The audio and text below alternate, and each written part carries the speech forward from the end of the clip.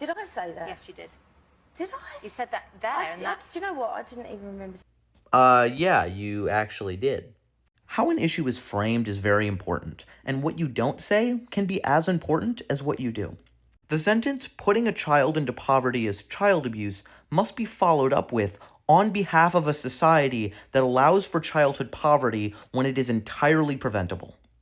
I completely agree with you that childhood poverty is reprehensible, and it is a stain on our society that we allow for it when it is entirely preventable.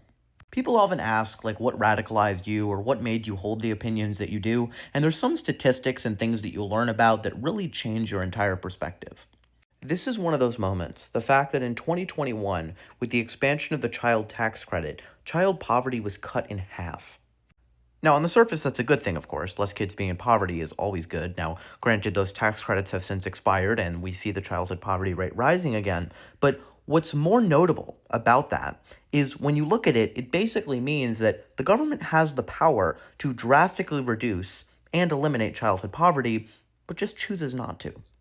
Childhood poverty and poverty in general is optional. People do not have to be food insecure. We have enough food to feed them and the money to do so. We choose not to because it benefits the very wealthy to have those at the bottom not have enough to survive.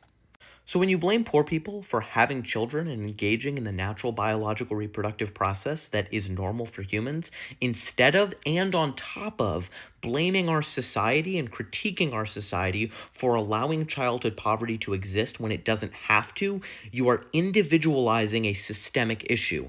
And that's why we say that you hate poor people when you do that.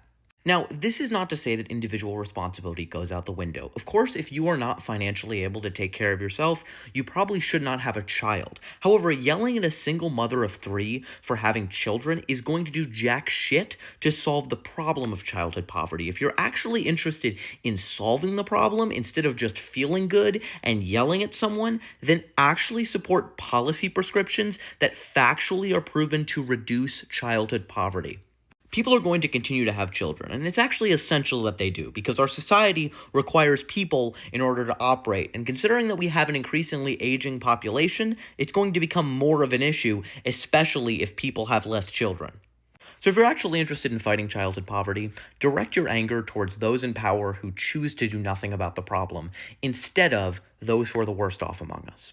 Because blaming people for having children has never and will never solve the problem. Instead, fight to make it easier to have those children instead of blaming them for doing so.